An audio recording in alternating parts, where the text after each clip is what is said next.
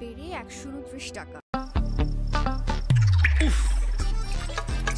কুয়াশায় সালসুইয়ে পানি আর কত হয়রানি আছে সমাধান। বসত ঘরে লাগাও আনোয়ার শীট, সারা ঘর থাকে শুকনা, সর্দি কাশিও থাকে দূরে। আনোয়ার শীট।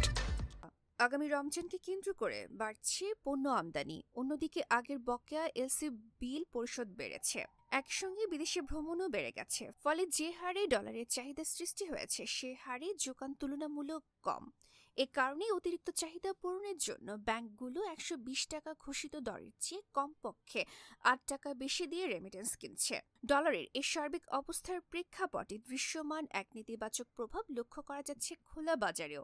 রোববার বিভিন্ন ব্যাংক ও রাজধানীর মতিঝিল দিলকুশা এলাকায় মানি চেঞ্জার হাউসগুলোতে এমন তথ্য পাওয়া যায়। জানা গেছে ব্যাংকগুলো ডলার সংকটে রেমিটেন্স কিনছে সর্বোচ্চ ১২৮ টাকায়, যেখানে কেন্দ্রীয় ব্যাংকের ঘোষিত দর ১২০ টাকা। আর খোলা বাজারে মার্কিন ডলারের দাম বেড়ে ১২৯ টাকায় পৌঁছেছে। এক সপ্তাহ আগেও যা ছিল ১২৩ থেকে ১২৪ টাকা। হঠাৎ করে ডলারের চাহিদা বেড়ে যাওয়ায় কিছু অসাধু চক্র এর সুযোগ নিয়ে ডলারের বাজারে অস্থিরতা তৈরি করেছে।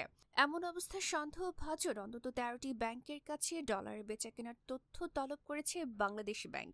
কেন্দ্রীয় ব্যাংকের তথ্য বলছে বর্তমানে ব্যাংকগুলো ডলারের সর্বোচ্চ বেঁধে দেওয়া রেট হল ১২০ টাকা, যা গত জুনে ছিল ১১৮ টাকা এবং ২০২৩ সালের ডিসেম্বরে ছিল ১১০ টাকা। সেই হিসেবে এক বছরে ডলারের ঘোষিত দর বেড়েছে ১০ টাকা, আর বাজারে বাস্তবতার সঙ্গে তুলনা করলে বেড়েছে ১৮ টাকা। ডেস্ক রিপোর্ট, গণমানুষের আওয়াজ।